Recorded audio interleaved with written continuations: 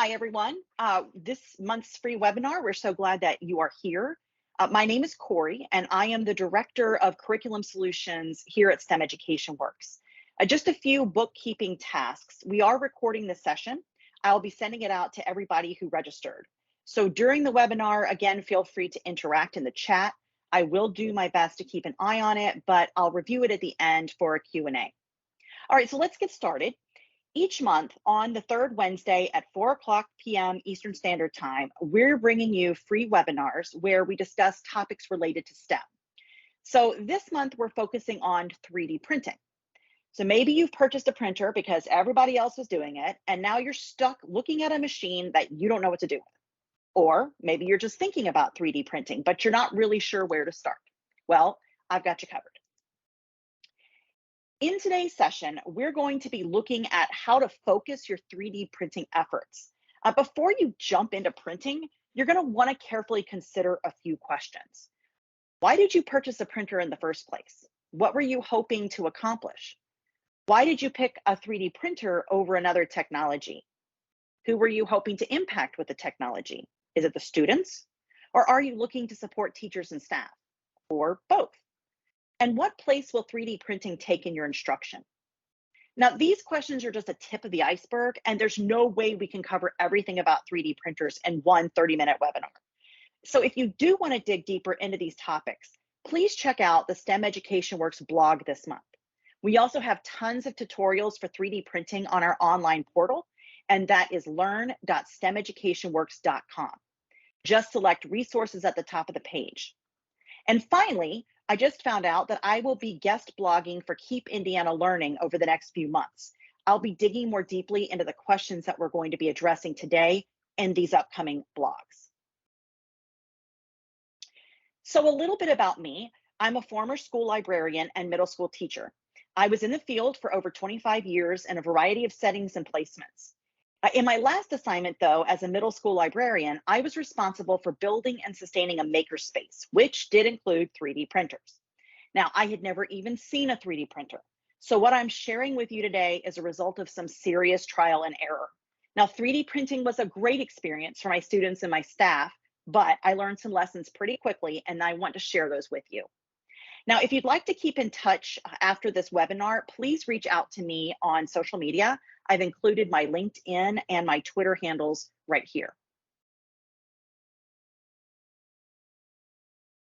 So we do have some upcoming webinars that I wanted to make you aware of. We'd love to have you join us for them. I will be sending out invites at the beginning of each month. And if you are not able to attend, make sure to register anyway. We'll send out the recording. So in the upcoming months, we have one in November, then we'll take a break in December. We have one in January, and then again in February. All right, so let's jump in. Now, I remember when I was creating my makerspace, I had to quickly make decisions about what to add to it. Now, this is unusual, but I did actually have a pretty large budget to work with at the time, but I had absolutely no direction. So I did what most of us do. I Googled makerspace and I started adding things to my Amazon list. Every website I scanned or blog I read or podcast I listened to, they all seemed to talk about 3D printing. I'd heard of 3D printing, but I'd never actually seen one or touched one. So I read some reviews and I purchased some printers. Fast forward, and all of my technologies arrived at once. I unboxed them, stuck them on my counters, and they looked amazing. But then I was stuck. I had absolutely no idea what to do with these things. What was my point? And that's why I present this first question to you. What's your why? So maybe you've already purchased that printer or you're just thinking about it, but before you ever hit print the first time, I really think pausing and reflecting is important to the success of your program.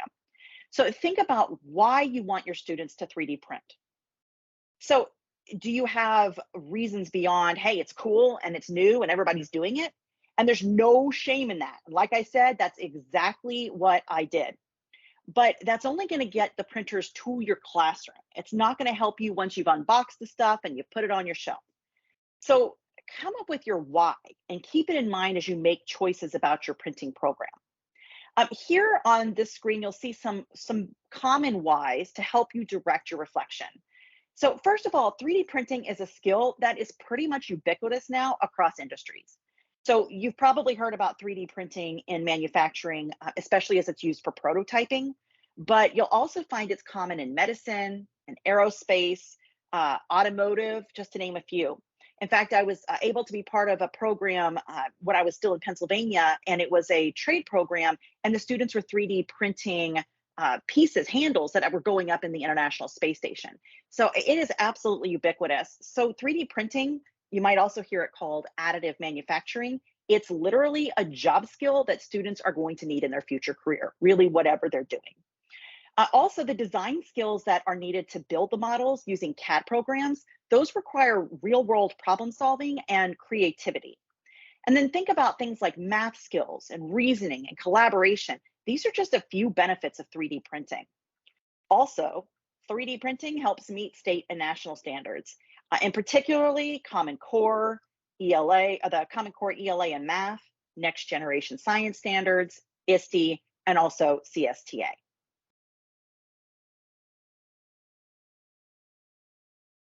So now that you have some purpose and some direction, it's time to think about who you want to impact with your printers. Now, the watermelon answer is students, right? Because that's what we always say. But is that actually true in your situation? So, are you wanting students to design and print items? Or are you planning on your printer being more of a resource for your school community so that you or other faculty members are printing things to support your instruction that you are designing for your students? Or are you wanting a resource for your entire district? So, for example, in my last district, before I purchased my own 3D printers, our high school tech ed teacher was the only one with a printer. So his printer essentially acted as a district resource, and anyone could send prints to him. Now, that's really cool, and I used it, but it's really difficult to maintain a student based program and be a district resource on one machine. Another who that you might consider is your surrounding community. So, are you wanting to reach out to parents and community members with your program? One of my library colleagues held monthly STEM nights, and they offered the 3D printer for community members to use during those nights. So once you know who you're trying to reach, you'll have a better grasp of what to do next with your program. And part of that process is going to involve thinking through routines and guidelines for using your printer. So who's going to have access? How will they access the printer? When will you offer that access? And as a word of caution, if you don't set these things up ahead of time, you're likely to end up with unexpected visitors in the middle of a class. And as a quick example, when I was teaching in my last district, I had the 3D printer and the color regular printer both in my library in the middle of the space. And every day, every class period, I would have people, traipsing through the library right in the middle of my instruction to access those machines. So keep those things in mind as you're planning your space. You want to make sure that you're not going to be constantly interrupted. So that leads up to my third and final question. What's your how? So in other words, how do you want to set up your program?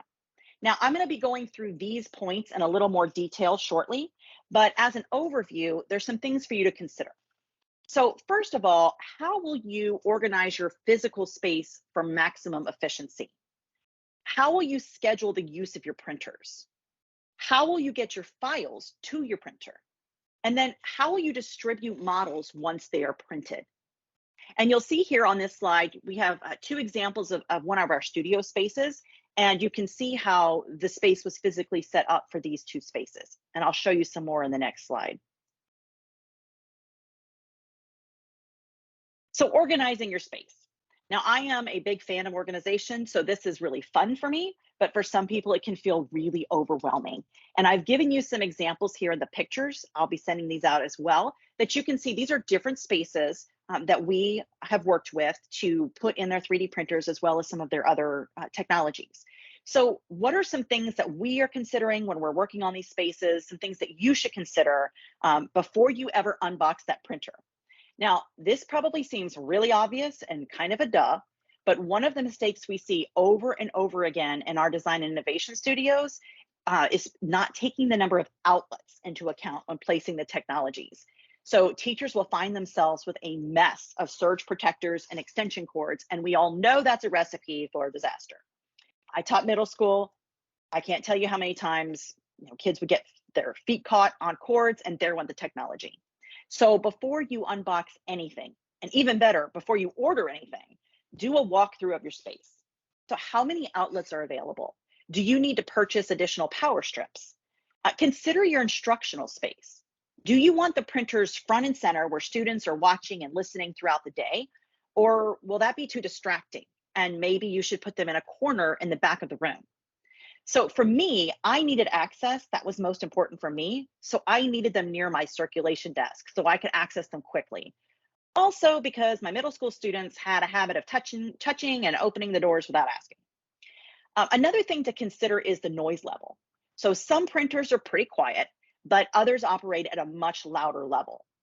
You'll probably want to run some test prints before making those decisions. Now, the printers that we carry are rated for library use, so they're pretty quiet. But the ones I had in my library were not. They were much louder. So I actually was very intentional about moving them away from my instructional space. Depending on your printer, you may need to have ventilation nearby. The ones we use don't need direct ventilation, and I didn't need that for the one I had in my own library, but you're going to want to check your manufacturer's recommendations for that. And regardless of what those recommendations are, if you have several printers, which many of you will, then they can be next to each other, like you see in the pictures here, but you want to make sure they have room to breathe. Okay, so you don't want them to overheat, pretty much like any of your technologies. You don't want them, side by side. Give each one room to breathe. And also, as you're designing your space and you're figuring out the best place to put your printers, keep in mind your why and your who.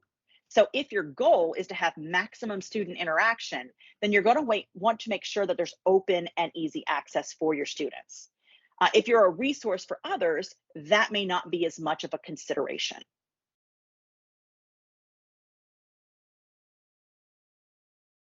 Now, even if you are primarily wanting to use your printers with students, you're likely going to be asked to print for other teachers, or other teachers will ask you if if they can use your printer.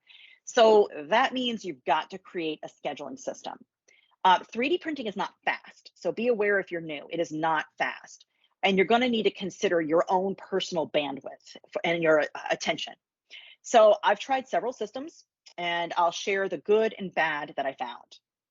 I originally started with an old-fashioned paper schedule in the lab, in my makerspace. But that was really hard for me to maintain, mostly because it was up to me to go and check those updates regularly. It also made it a lot more challenging for my colleagues to use the space because it meant them leaving their classroom, remembering to do that, going to the makerspace, signing up. So I did find that it had some limitations. It put some limitations on that collaboration piece, but it did give me a permanent record for data collection.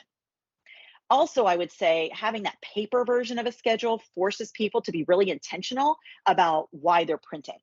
So if you're going to use a paper schedule, that means your colleagues are going to have to stop and think about, okay, do I want to print it badly enough that I'm going to walk down to wherever the printer is, and why am I doing this? Now, so I did that for the first probably 6 months of having my 3D printers. Again, that did not work really well for me and my time crunch in my day. So then the next thing I tried was using a shared Google Calendar in which teachers signed up for their own time with the printers. Now, in theory, this is my absolute favorite option. We were Google School. It was very easy. But I'm just going to warn you from experience, not just in Makerspace, but pretty much in all things, a shared Google Calendar where teachers sign up for your space is a very challenging idea. It didn't go very well. So what I found is that teachers would delete each other. And I'm going to go with the fact that that was unintentional, but there was definitely deleting of spaces. And then another thing, and you probably have done this on your phone or on your computer, the time slots gets moved around. So I found that having teachers sign up for their own spaces was more of a headache than a help. So that's when I jumped into my final solution that worked really well for me that I wanted to share. And that's using a Google form. Now, there's nothing, genius about a Google form, but just thinking of it like a ticket system. So my teachers would then fill out the Google form, and then I'd manually put that information into the calendar, share that calendar out. And that calendar was just for printers. So I had a space just to sign out printer space. Now, it did require me to actually do the editing of the calendar, but I set my responses, my settings on my responses for my form to notify me by email when someone submitted. So it wasn't that bad. But regardless of the system that you choose, whether it be a paper calendar, whether you use Outlook, a Google Calendar, a Google Form, something in between, some mix of those things, the important thing is that you're very clear about your expectations. This is something I had a really hard time with in the library because I wanted to be a resource for everybody, but I found out quickly I needed to set my expectations right up front, and I had to stick with them. If I wanted to be able to help the most amount of people, that's the best way to do it. So another consideration is how to get files to you for printing. Now, this was probably one of my biggest headaches when it came to 3D printing. It probably doesn't sound like a big deal, but I had one printer and 950 students. So trying to figure out just the system to make that work was challenging. So I'm going to share 3 ways, and I'm going to give you kind of the ups and downs of all 3 and where I landed on this one. So the easiest way is also the most obvious way, and that's the thumb drive. So pretty much every 3D printer I've experienced has an integrated USB port for this purpose. So then basically your user, whether it be a student or a faculty member, they're going to export their files from whatever CAD program you're using, and then they're going to put it on the thumb drive, physically walk over to the machine, plug it in, and print. There are some drawbacks here. It's easy to use, but you're only going to be able to print one person's model at a time. You won't have a lot of control over the timing of the prints. You also won't be able to preview prints. And here's why that's important. When I first started with the 3D printing program and 950 kids, my students were very excited about printing, right? They all wanted to be part of it. They could see the printer, they could hear it printing, they wanted to be part of it. So what I found is that those students were pretty tech savvy, and they went right to Thingiverse, and they would start grabbing files from Thingiverse and then kind of randomly printing, but without really a purpose in doing so. So it kind of became a toy generator, if that makes sense. And there was benefit to that, but it wasn't necessarily my priority in having a 3D printer. That goes back to your why and your who and your how. So using the thumb drive can be a challenge because you won't have as much control over what's getting printed. You won't have control over the timing. You won't have control over how many prints you can do at a time. Really, it's just, it's a simple way to handle the files, but you lose some flexibility. Another option is printing directly from the computer to the printer, and that would be using either a wired connection or a wireless connection. They really both operate the same way. In this instance, your user, your student, or your faculty would create their model, they'd export the model, and then they'd send that model directly to the printer.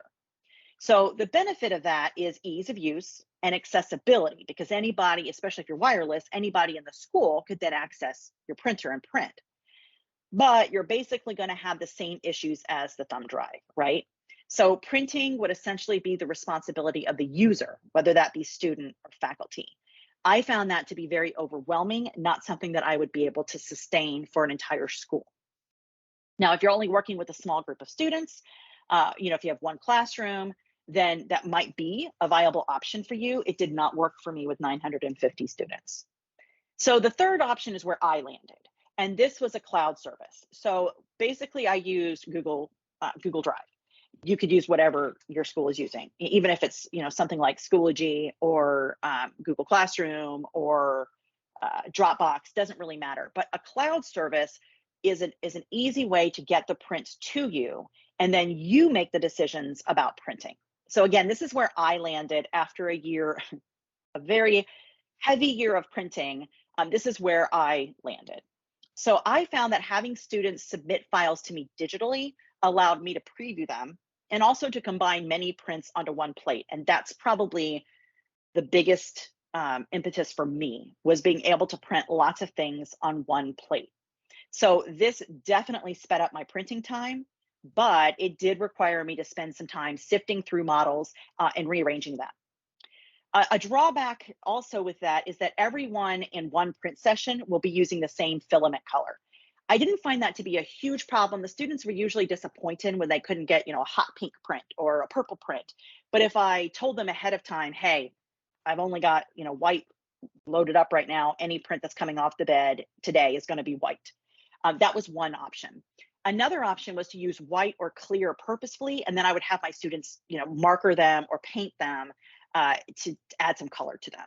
So those are some options for that drawback.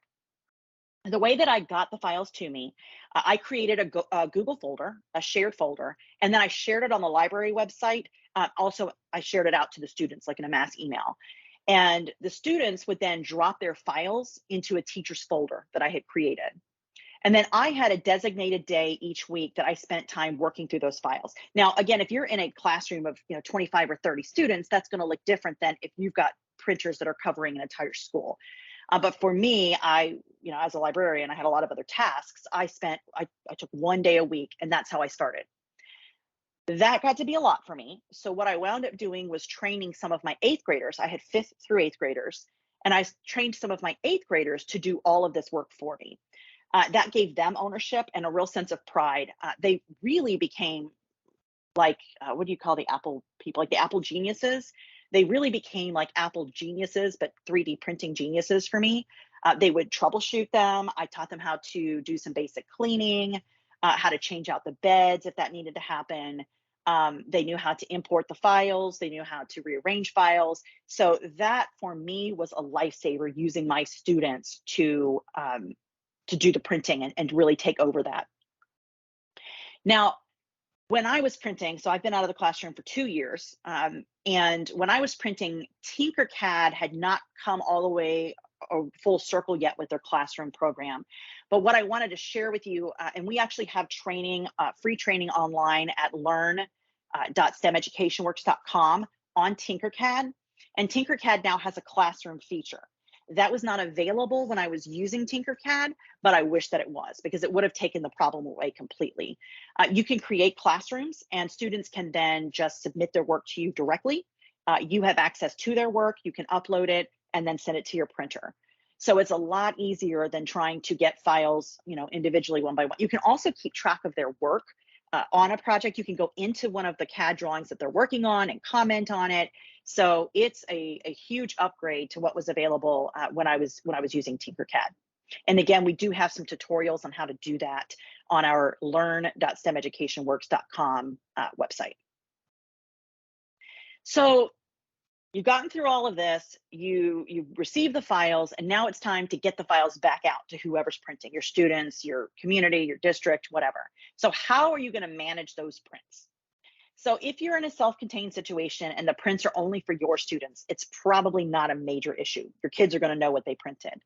But if you're serving a larger population, you're going to have to come up with a plan. Definitely was a problem for me. With 950 students, I had no idea which print belonged with which student. So I do recommend blocking out time each day or week to dedicate to printing. Again, I started with once a week, usually Mondays, but eventually my program got too big. So I trained those students and they printed 3 times a week. Limiting your print time will help you not get overwhelmed. My second step would be make sure you're printing multiple files at once. So you can import multiple files into Tinkercad, and then you can rearrange them to fit. You can also scale multiple models at once in whatever slicing program you're using. Now, again, remember that all prints on the bed will print in the same color. Finally, give students ownership of your program. Again, I use student helpers who went through a training program and were then tasked with not only printing, but distributing models. But how do you know which print belongs with which user? Well, I learned quickly to require students to engrave their models with their names. Now, this is a simple process in Tinkercad and will save you hours of time. Then make it their responsibility to pick up their prints. Now, I had a space on a counter where my interns would place prints. Students would then pick them up during a break or lunch. And I would also recommend a pick up by date so that you don't have hundreds of models sitting in your space for the entire year. Now, how long you give is really dependent on your situation, how much space you have, but I set my date to a week. Well, that brings us to the end of the half hour, and those are my tips for getting started with your 3D printing program. Remember, you want to know your why. Why are you 3D printing?